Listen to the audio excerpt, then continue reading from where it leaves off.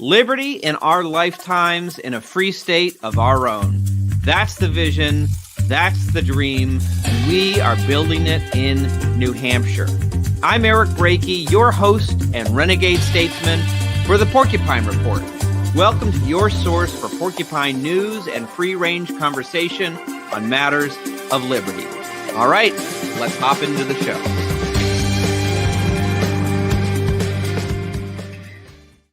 Hello and welcome everyone to episode 31 of the Porcupine Report. I am, as always, your host, your renegade statesman, your executive director of the Free State Project, Eric Brakey. Thank you so much for joining us. Tonight is a live episode, and I'm looking forward to our conversation with our guest coming up very shortly, but a few things to get out of the way.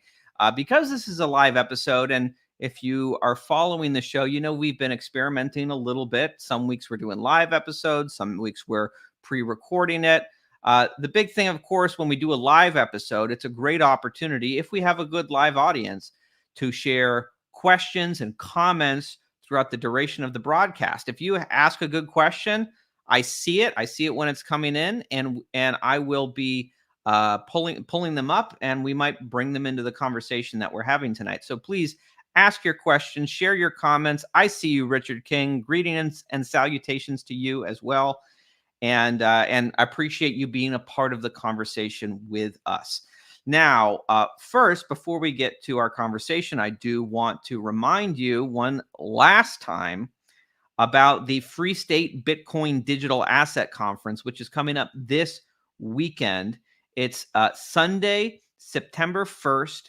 It's going to be a great gathering of people involved in cryptocurrency spaces, particularly in New Hampshire, because, of course, New Hampshire is the cradle of crypto.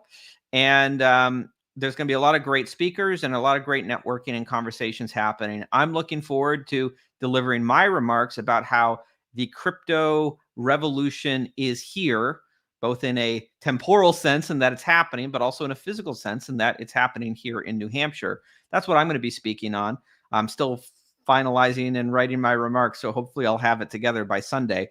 But please come out and join us. This is your last chance to register. blockchainnh.com. That's blockchainnh.com. And I'd love to see you there this weekend. Okay, tonight, our guest is someone who I've met a few times since I've been transitioning into the Free State.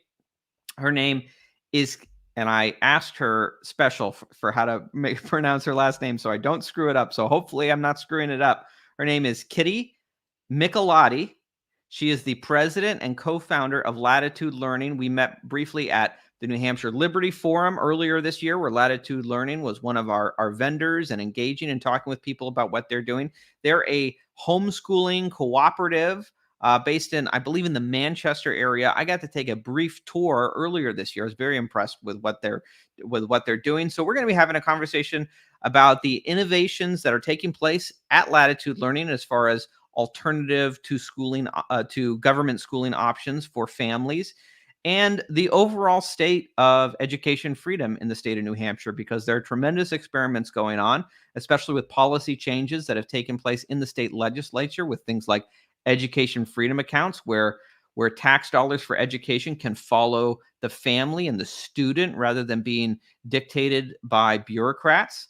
And we're going to talk about how that's working out. So I guess I don't need to set it up anymore. We're going to have a great conversation. Welcome to the show, Kitty Michelotti. Hello. All right. Did I pronounce your last name right? Yes, you did. 2 times. All right. Wonderful. Well, welcome to the show. How are you doing today? Thank you. I'm doing really well. I love the weather today. It was absolutely wonderful day to be outside in New Hampshire. Yeah, I only got to go outside a little bit. I've been working from my home office and slaving away on all these projects for the Free State Project, but it looks pretty nice from outside my window. Well, thank you for coming on, and I guess we'll just hop in. First of all, I know you are, before we talk about Latitude Learning, you are a participant in the Free State Project yourself. You moved here from the state of Massachusetts. What's your personal moving story? When did you come here, and what motivated you to come and join the Free State? Well, we moved in 2013. So we celebrated our 10-year anniversary not too long ago, and my husband signed us up for it. I had no idea what the Free State Project was, but I knew we had lived in Colorado for a decade, and I knew Massachusetts was nothing like Colorado.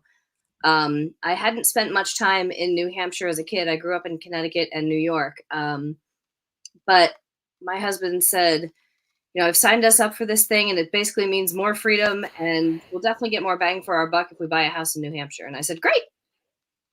All right. So you were along for the ride. I was along for the ride. I'm up for just about any adventure. Sometimes, we hear about stories of people moving, and like the husband is really gung ho. Yes, we're going to go move to New Hampshire. And sometimes we deal with reluctant spouses where we have to do special outreach. Here's a little song, says, "Hi, Kitty." So we have to do outreach and help, let people know this is a strong place for families, and there's great educational opportunities for children. So, and of course, you're helping to build those educational opportunities. So thank you for helping us to sell the Free State to all kinds of families. So that's your story. But how did Latitude Learning get started? And how long has it been running? And I heard that there was a PorcFest connection to the origins of Latitude Learning. What can you tell us about that? So I met my co-founder, Sharon Osborne, in 2013, before I even moved to New Hampshire. And we had talked about wanting to homeschool our eldest children at the time. And so when we moved up, I joined a co-op that she was a part of. And we quickly realized that her kids listened to me, and my children listened to her better than they listened to us. And so homeschooling together was definitely something we knew we wanted to do. And we each tried different co-ops throughout the years. And one that we had both really enjoyed was closing down in 2019 in the spring. The woman running it was going in a different direction with her children. And so it was June, beautiful day in Lancaster. I was at PorcFest, and Sharon walked up to me with some papers and said, "Hey, do you want to start a co-op?" And I said, "Sure." She said, "Great, sign here. You're on the board."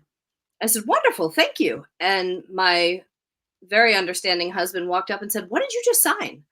I said, "I don't know. We're going to start a school, I guess." And he said, "What does that entail?" I said, "I'm not sure. I'm sure Sharon will tell me, though. I know, I have no doubt."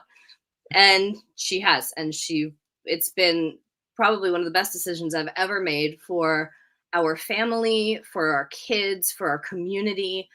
It has created this sense of belonging that I never had as a child, that I never had in any of the other states that I lived in. It has created community for so many people because it's not just a place where we drop off our kids and leave and go do our day. The Mhm. more we invest into our community at Latitude, the more we've gotten out of it, and the adults do life together. Mhm. There are so many times where someone has a cold. "Oh, let me grab your kids. I'll take them for the weekend." Or, "Hey, we need some extra help harvesting chickens." Great. Send everybody over. And we've just started doing so many things together that go so far beyond our original mission of educating kiddos, that signing that piece of paper was a really good call.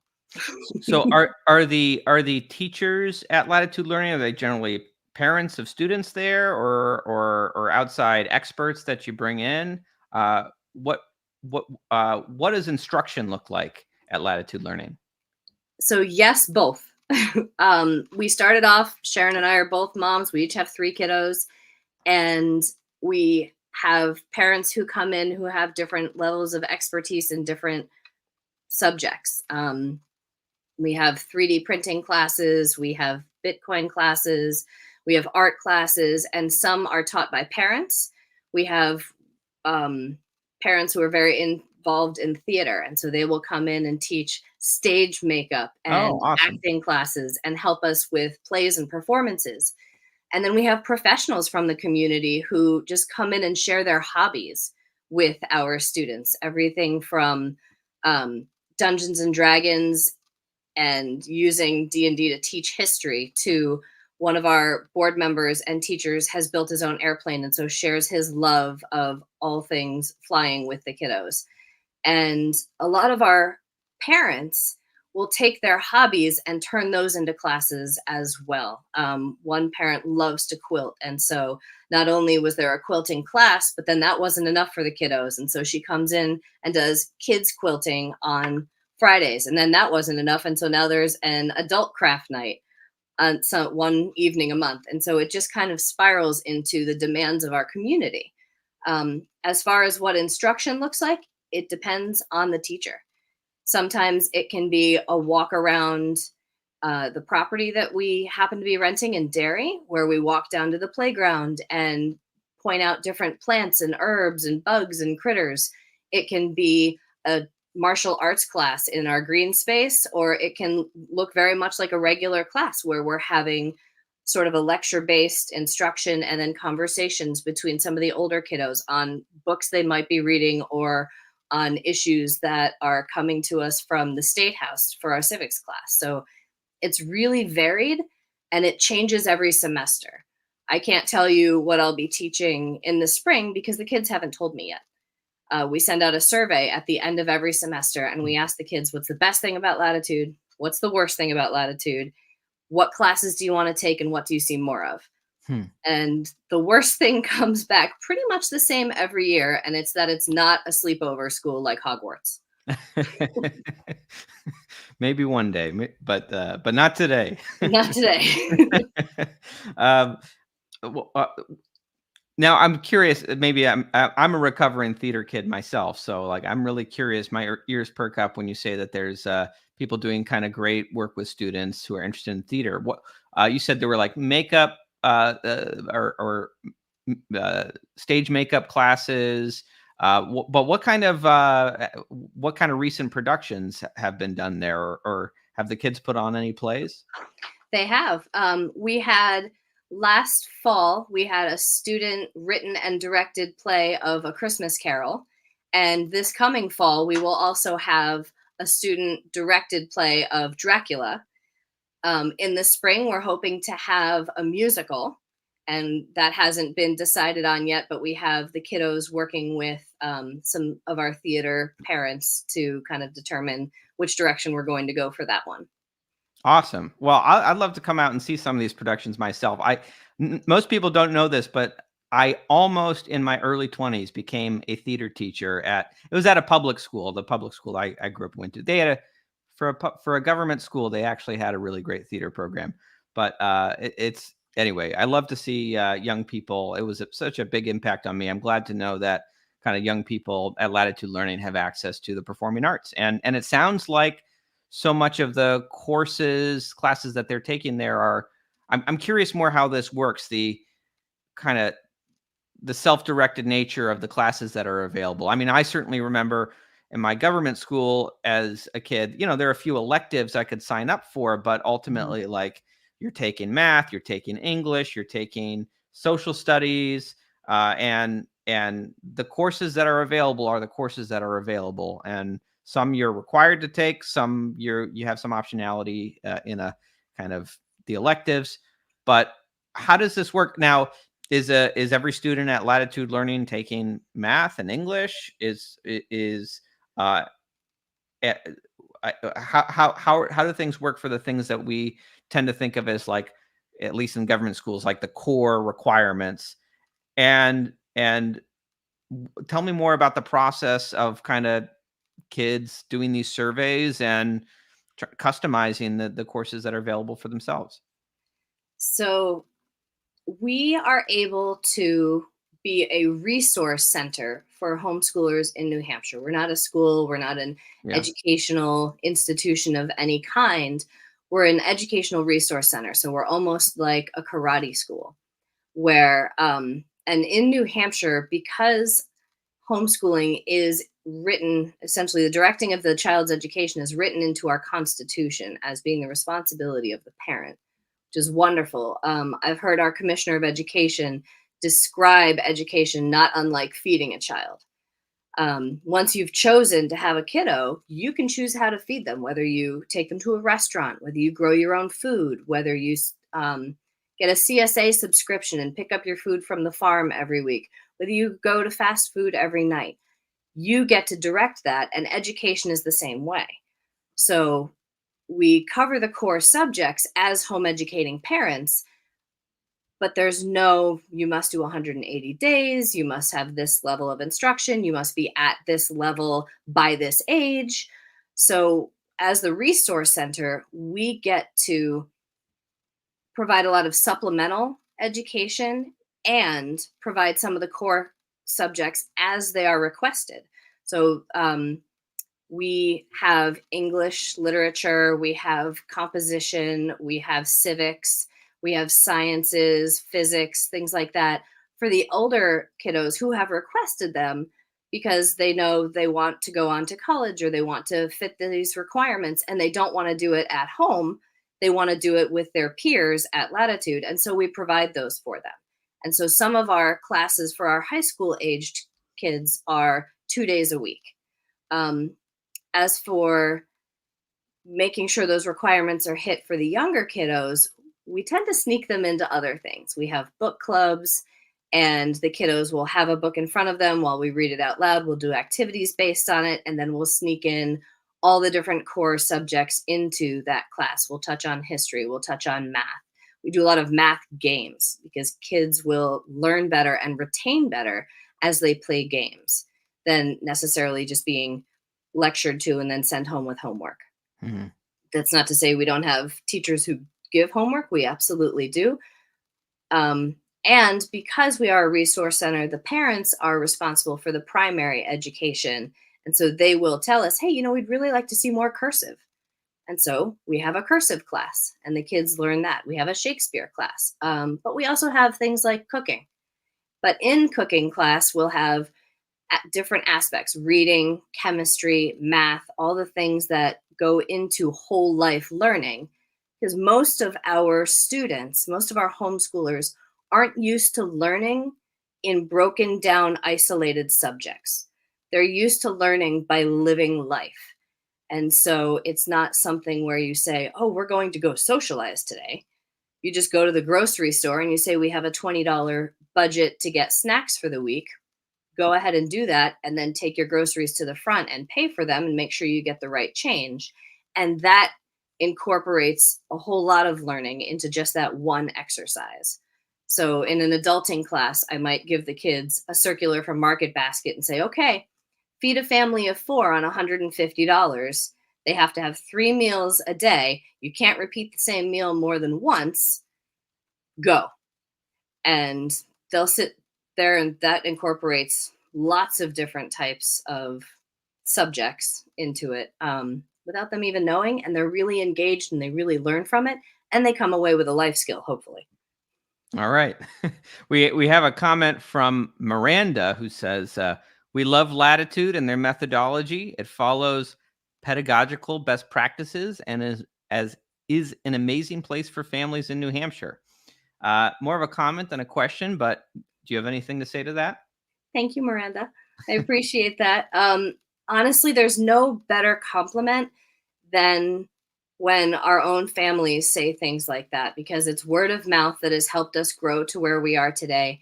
And the families who have been involved with us know inherently that even though if they can't be there throughout the day, they're welcome to be there throughout the day, that their kiddos will be treated and respected the way they deserve to be. And the way they would be at home by their own parents. A lot of kiddos who have been to PorcFest have said it's basically like learning at PorcFest. Yeah. Where you're respected, you are trusted, you're given freedom, and you're given responsibility. And we trust our kiddos right as they come through the door. They don't have to prove themselves to us. And we have very few rules that go beyond the basic, don't hurt people and don't take their stuff. And so once kids who are in this community anyway, who have come here for the Free State Project, who have attended PorcFest, who have been in the Liberty mindset for a while, they coast right in. It's kiddos who come to us from other environments who aren't used to it. They have a little bit of an adjustment period. It takes them a few months to really believe that they can have a snack in class, that they don't necessarily have to ask to use the restroom, that yes, you can do whatever you want in this 20-minute free period. Go use a resource you haven't gotten to use before. Go talk to someone you haven't gotten to learn from yet. And once they adjust to that, you really see them kind of come out of their shell, and you really see them grow to be more of a lifelong learner, Yeah. and start to trust themselves. And that's one of the greatest parts of what I get to do, is watch the kiddos transition from being kind of insecure and not knowing to really trusting themselves and owning their decisions, their successes, their failures, all of it. I've observed so many kind of learning environments in my time where you have very strict environments where everything is like regimented, and kids are like just drowned in rules, versus environments where kids are respected as autonomous individuals and able to kind of I guess pursue kind of things the way they want to pursue it. And it always seemed to me that especially like in teenage years, that that people tend to rise or fall to your expectations of them. And if you treat them like kids who need to be watched, like a hawk, and then they're going to behave like kids. But if you treat them like adults, they can surprise you when they rise to your expectations. I always remember a great teacher of mine once said, if someone has low expectations for you, you should take that as an insult, particularly in a learning environment. Oh, they're not pushing us. They don't think we're capable. It's like, well, a lot of times in the public schools, right, you want the easy path, but sometimes it's people with higher expectations of you and are willing to push you. That's great. So, Agreed. now I want to ask you about, obviously we went through some very bizarre years with the COVID era. And it sounds like you said Latitude Learning got started in 2019. And Yes. so right before the COVID era, you guys were just so like in your first or second year of going, that's when the whole educational environment, at least certainly in the government school setting, changes dramatically. And how did that affect you at Latitude Learning and your students and families? What governmental restrictions were you bumping up against? What were the varied expectations of families uh, who were utilizing Latitude Learning? How did you navigate that? And what was the impact on the kids? Great question. So our original location was a church in Manchester. And when the call came from on high to shut down, they followed suit and they shut down. Hmm. And so we pivoted to online learning briefly. And I taught a civics class and a New Hampshire history class online. I think I did an herbalism class as well. And I just I stopped. I would instruct, and I would go through my planned stuff for the day. But honest to goodness, when you're a teenager going through something like we all went through, they just wanted to process it. They were just happy to see one another. That, we're supposed to be having presidential debates, and they were each running for office. And after a while, they started to debate the goings on, the current events, and I just let them run with it. They needed a place to process it where, nobody really knew which way was up, what was going on. And it was something where I just kind of gave them space to process it. And after a little while, they and some of the families were like, this isn't working. We need to get back together. Some of the mental decline was starting to happen. Kids were getting sad. We're not meant to be in isolation. We're not meant to be apart from one another. We are social beings. And so we got back together. We found a place that would rent us space in Chester. And so we opened back up in the fall.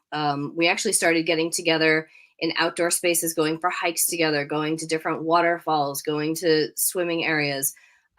We started a tradition. One of our teachers would go to Chunky's and rent out the entire theater. So it was just our crew. And we would go once a month and go watch a movie with just our crew. And that tradition continues to this day. The first Thursday evening of every month, we rent out a theater in Chunky's. Everyone is welcome to join. You don't have to be a part of the Latitude community. And we go see a movie. Next Thursday is our first movie. We're doing My Little Pony Equestria Girls with a costume contest. And some of the kiddos will be painting cutie marks on everybody.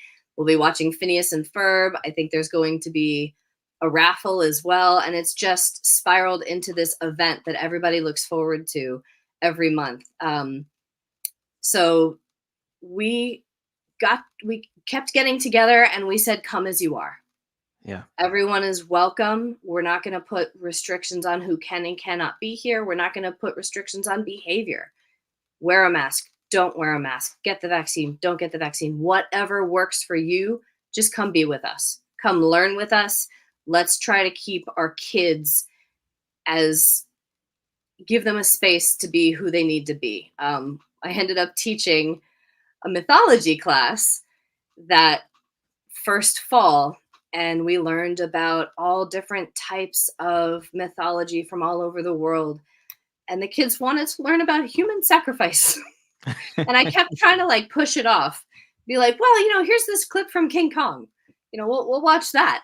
And, just here's what the Greeks did. They would, give some of their food to the gods, and the kids were not having it.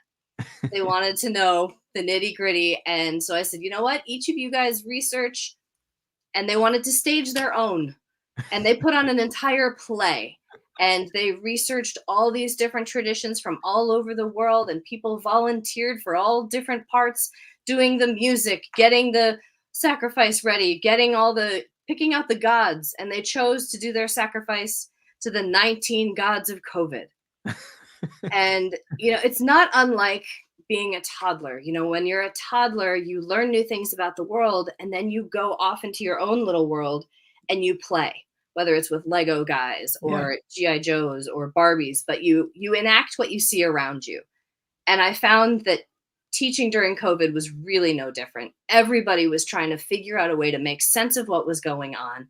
And I'm so grateful that we kept them together so they could try to do it together. A lot of those kids are still friends. They still attend Latitude. The parents are all still really tight in community. People came back after COVID and said, yeah, we took a break. We're glad you guys are still here. Thanks for having us back. And it's like, of course, we're going to have you back. We all had to make sense of it our own way. Some of us needed more time than others. It's all good. And that's what I love about our community. There's something really poetic, I guess, in a certain way about, doing a human sacrifice presented to the COVID gods, because that certainly does feel like, to some degree, what we all went through in real life.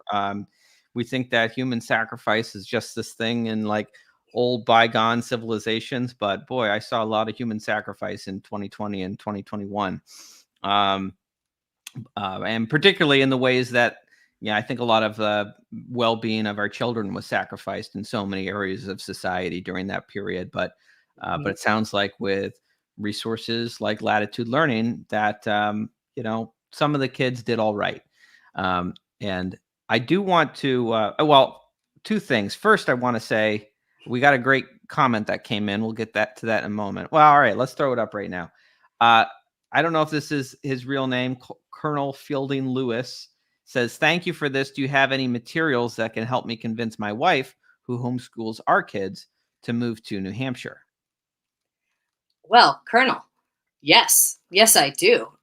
From coming and having a conversation, come visit us, come tour our facility. My contact information, Eric has it. Get in touch with me. I would love to talk to your whole family and give you guys the experiences. If you're ever visiting New Hampshire, there's a whole bunch of us who would love to show you what's great about living here. I can't imagine living anywhere else and being able to raise libertarian children. It's really the best spot to do it, because you're not doing it in isolation. You're doing it with our small community at Latitude, and then the larger community of the Free State Project, and all of the people who come to gather here to help make this dream a reality. My kids will go travel to New York to see grandparents, and they will travel to all these other places, and they can feel the difference in how they're treated, how they're respected as soon as we leave. They feel more at home here and love being here. We love traveling. We love to go visit places, but we always take a deeper breath of air as soon as we cross that line back into New Hampshire. I'm starting to feel it more and more as I kind of hop back and forth between New Hampshire and Maine. I just had to be in Maine yesterday for a rules committee meeting in the Maine Senate. I'm wrapping up the final responsibilities of my senator job, and it does feel like, man, crossing that line into New Hampshire. It's like, wow, it's I don't know. It's just realizing the different state of freedom. The air tastes more free. Now, I was going to say, you'd mentioned, well, I guess we both mentioned PorcFest earlier. One thing that really impressed me with some of the Latitude Learning students is, we did this mock legislature at Porcupines this year. First time we ever did this at PorcFest, and a lot of the kids who participated, this was for kids 10 to 17, and we got a lot of the older kids engaged, a lot of the teens. And we went through the whole process, how a bill becomes a law. They form political parties. They elected a Speaker of the House and went through the whole process. And I was just really impressed. First of all, I feel like a lot of the core of the most active, participants who are kind of the ones organizing their political parties and all that were Latitude Learning students. They were really, I think, demonstrated very quick ability to learn things like parliamentary procedure. And they had a lot of fun with the exercise, and I was just really impressed with those students. So it does seem that something good is happening there, and I will say I've done this exercise a lot at public schools in my Senate district in Maine, and have great. Those exercises have gone incredibly well. But I was particularly pleased when the amount of bill proposals that came from the students at PorcFest, all great kind of libertarian proposals that, for the most part, you would love to see in our own state legislature. Though I think the kids, sometimes go a little far with things in their youth and excitement, as they should. They're kids. But anyway, that was they were great. And now Glad to hear that. Yeah. Well, let me ask you so obviously this started among families that were kind of associated with the Free State movement in New Hampshire, but it hasn't been contained to that, as I understand it. There's many native Granite Staters who are involved with Latitude Learning resources. What has kind of the larger impact been, not just within the Free State community, but within just the community at large in the Manchester area where Latitude Learning is established? So we've moved to Derry, and we try to be involved in the community here. We have utilized some of the buildings here for our performance nights. We've done food drives for one of the local food pantries. We try to be as involved in the local community as we can, because these are our people. And a lot of our families are not Free Staters, and most of our families, I wouldn't even say everybody's always politically aligned in any way, shape, or form, but we've always said, come as you are. Who we encourage everyone to walk through our doors and just see what fits, see what feels good, see how you can change, if you can adapt to us, if we can adapt to you. And we provide a service that people have asked for, and people have said, this is wonderful, I want to see more of this, and we can oblige. And people have said, this is wonderful, I want to see more of this, and sometimes we can't. And we don't push anyone away. We don't turn anything into a political statement necessarily. We just kind of meet families, really kids, where they are, provide them with what they ask us for, and then when they're done with us, they move on, or they stick around and say, we want more of this. As far as the community at large, there are a lot of places we travel to for our classes. We have gone off-site for some of our classes. We go up to the State House on the regular. So I'm really glad to hear the kiddos were good during the exercise at PorcFest, because a lot of the kiddos participating in that have been up to the State House and have listened to different committee meetings and have even voiced their opinions on topics ranging from sticky mousetraps to education. Our kids are pretty involved in the local town as well as the state. So we try to get them out there as much as possible. And we even have some families from northern Massachusetts who come up. So it's not just native New Hampshire families. We have other ones who come up, and some who are even like, wow, they hear about the Free State Project through Latitude and go, wow, that's bonkers. I would never do that. And some go, wow, that's great. I would love to do that. And yet we all coexist under this one roof and have a great time together. So there's no litmus test based who you're voting for president. All families are welcome. Yeah, 100%. Or even if you don't vote. Yeah. We're getting some good comments come in. Patrick Binder says, Archer says hi. Hi, Archer. And Amber Davies says, Latitude has been life-changing for our family.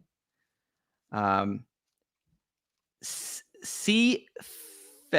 Falry Ella Gotcha Life. I don't know what that. Maybe there's a name in there somewhere.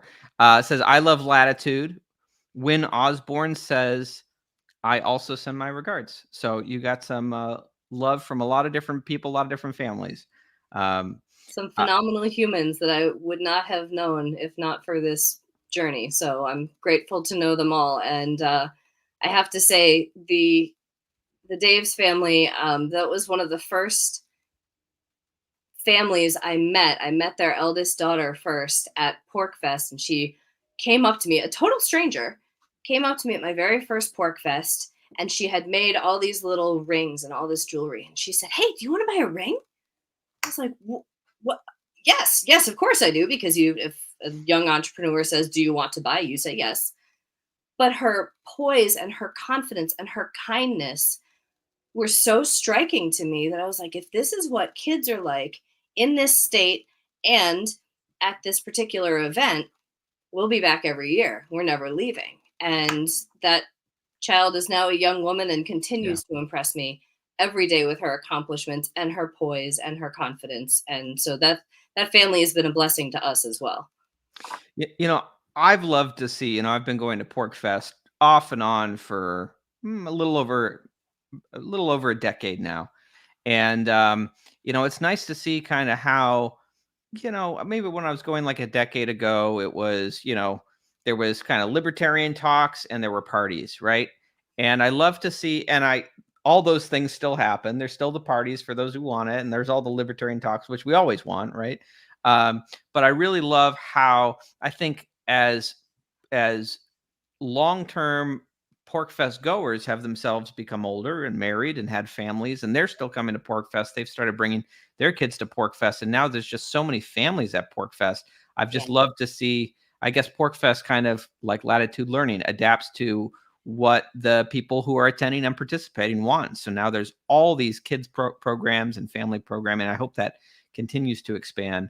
And it's nice to know that, Latitude Learning even kind of grew out of families attending PorcFest saying, how do we build something good for our kids?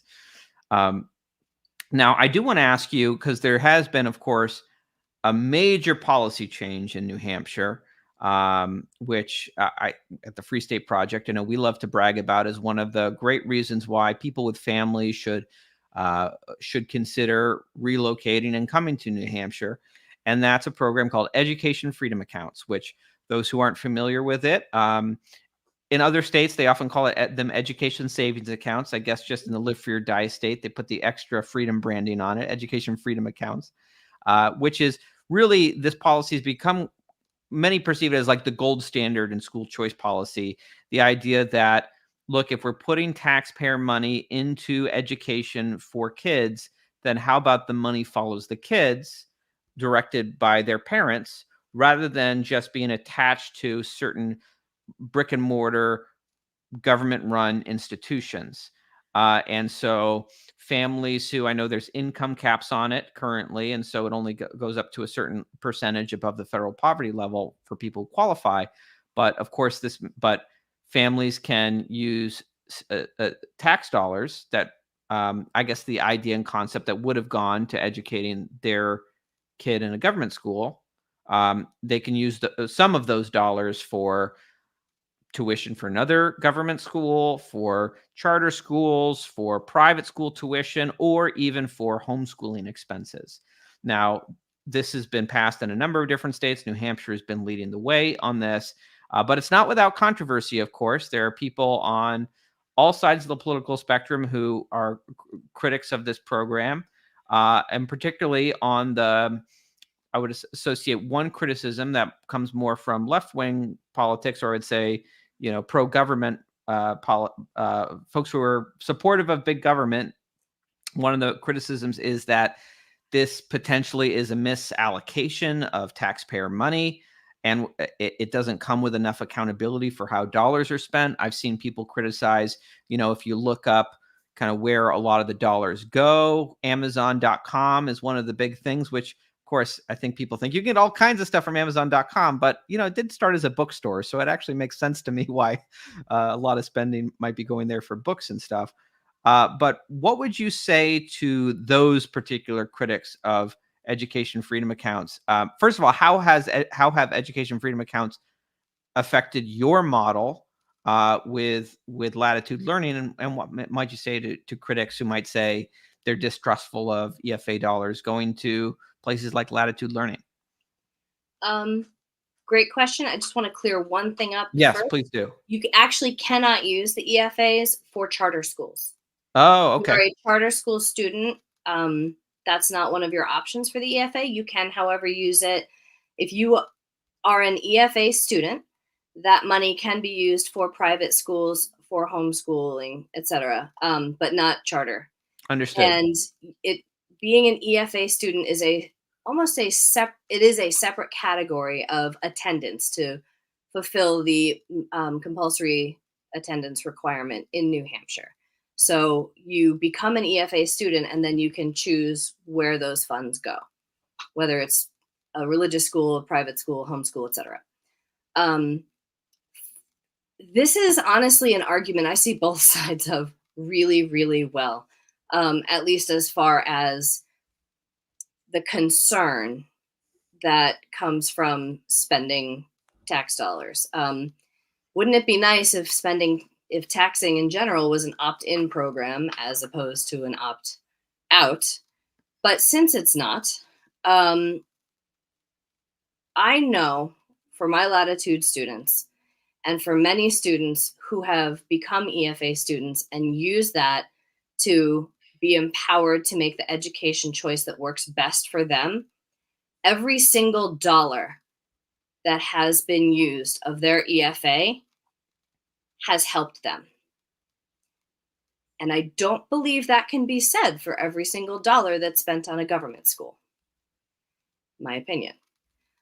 I do know that the education freedom accounts come with a fair bit of caution, and they come with a lot of responsibility, just like any other freedom should. If you don't exercise a freedom, you'll lose it, not unlike a muscle. However, also with the EFAs, you have to be vigilant. Right now, the EFA is being run and dispersed by an organization that is freedom friendly. Right now, the strings are minimal. You have to submit paperwork as opposed to not. However, without constant vigilance, without keeping up with every House bill and Senate bill that is proposed every January, we could end up having government strings that come with this government money. So I see that argument. The accountability argument, I have a harder time arguing both sides of, because we need to be accountable to our kids. That's who matters in the education arena. the kids, not really the teachers. Yes, the parents, but the kids. And unfortunately, a lot of dollars are going towards administrators in government schools as opposed to teachers, classrooms, supplies where they're needed. I think the amount of administrators has more than doubled in the last 10 years, but the amount being spent per pupil on the pupil has not risen accordingly. It's not something where the kids are directly benefiting from the massive tax increases that are happening. So the accountability should be to the student, but it's not. And so some accountability measures are classically test scores or children's happiness. Well, we don't have testing at Latitude. We do have a lot of happy kids, a lot of them. We have a lot of happy families. And the test scores that have been floated about for the government schools in New Hampshire don't show that they are meeting their own accountability measures. Mm-hmm. So I would kind of fix what's going on at home before they come after us, but they're going to come after us anyway. So honestly, for every family, for every homeschool family in general, because deciding to homeschool is in and of itself a pretty political decision, just maintaining vigilance and keeping an eye on all the House bills. There are some wonderful groups out there who do a great job of informing homeschoolers what's coming up next, where you need to be dedicated, where you have to call your House representatives, call your senators, and stay on them and say, look, we really do need this. And along those lines, for anyone who is taking advantage of the EFA, write them a thank you note. Write your House Education Committee and your Senate Education Committee a thank you note, because sometimes they only see us during the bad times. Mm-hmm. They only see us when we want to fight. They don't often hear thank you. And I have a feeling they would really like to. Absolutely. I know politicians, in my experience as a well, I guess I'm not in recovery yet from being a politician. I'm almost there.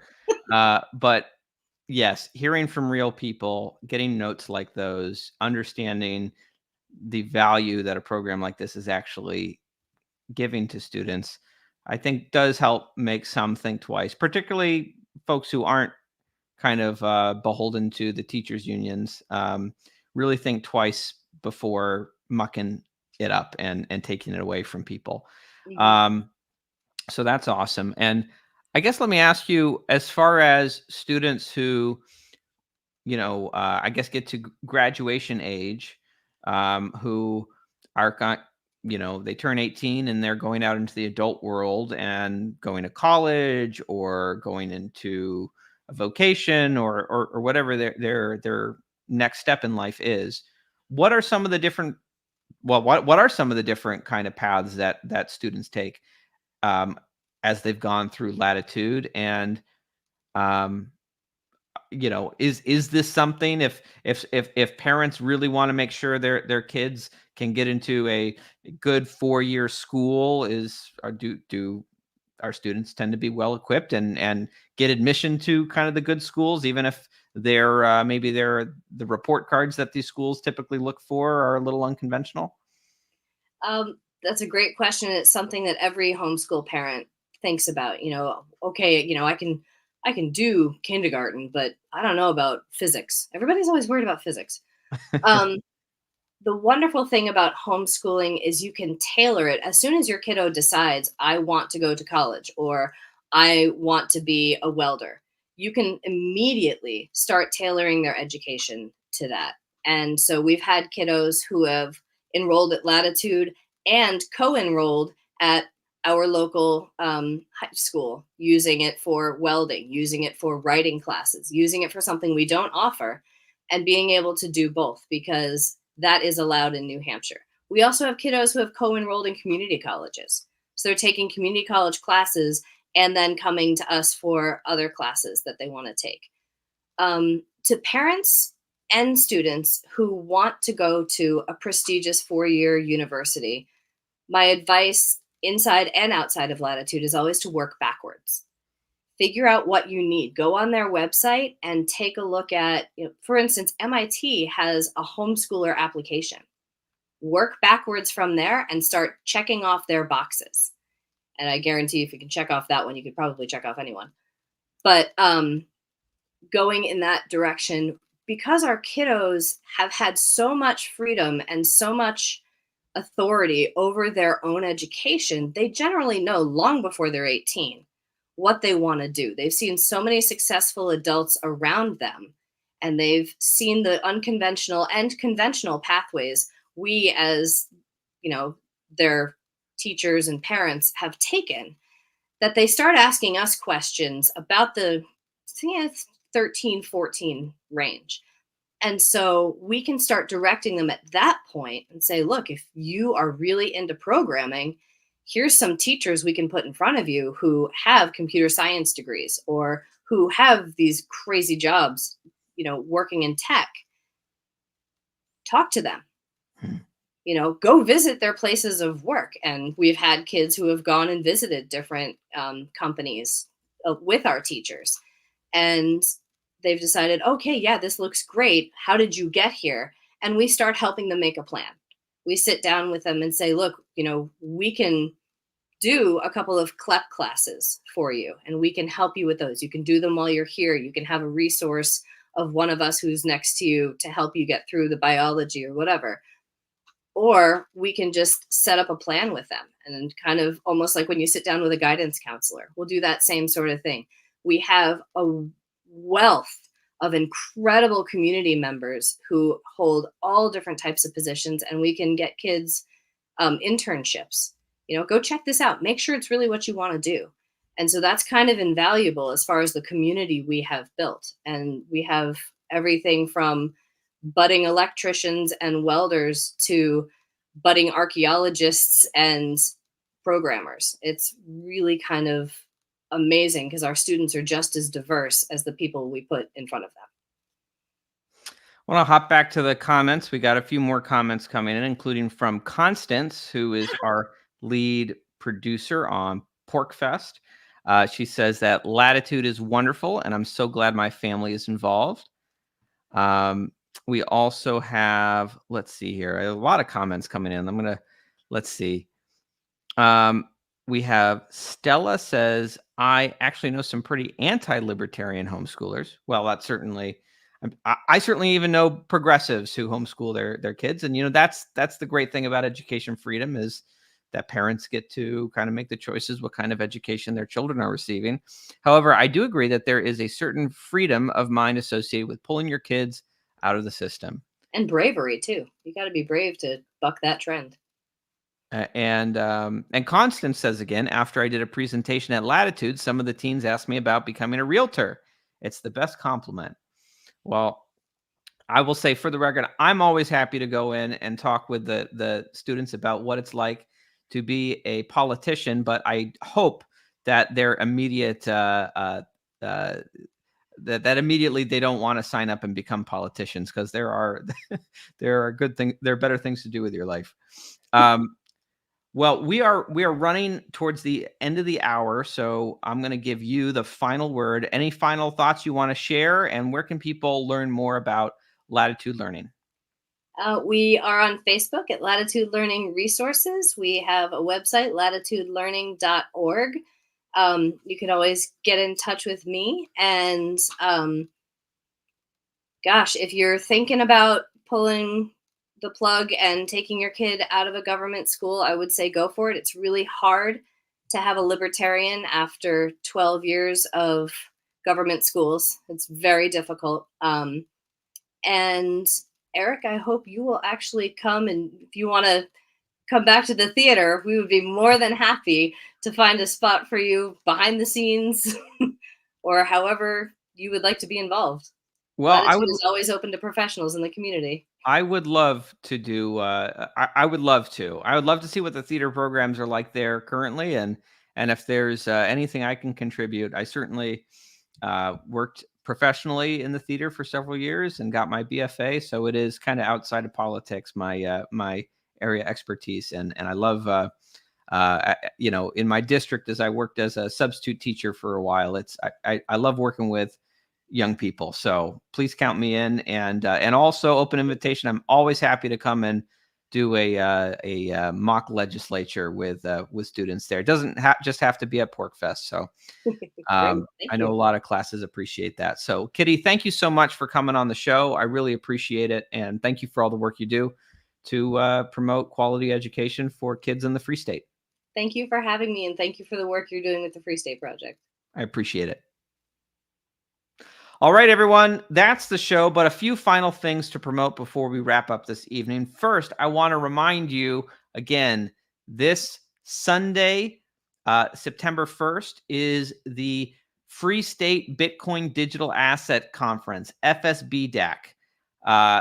Don't miss out. This is the last reminder you're going to get from me, at least on this program, because by next week, it's going to be over. So Blockchain NH is the website to register and get your ticket. Come be a part of the conversation about the future of digital assets in the world and in New Hampshire. And I'll also mention, I think I've mentioned on the show before, at least I've mentioned in other interviews. Certainly we're talking about it tonight. I love the theater, and I haven't had too much opportunity to actively participate in theater the last 10 years as I've been so focused on politics. But one of the things I love about coming to New Hampshire is meeting so many lovers of liberty who share the same interests as I do outside of just talking about politics and economics and all of that. So I just joined my very first, we have multiple Liberty clubhouses in the state. I just became a member of the Shell in the Seacoast region. And on September 15th, directly following the new mover party they have there every month, at 1:30 p.m., we're actually going to be doing a play reading, and I'm really looking forward to it. You're going to love this one. It is William Shakespeare's Star Wars, Verily a New Hope.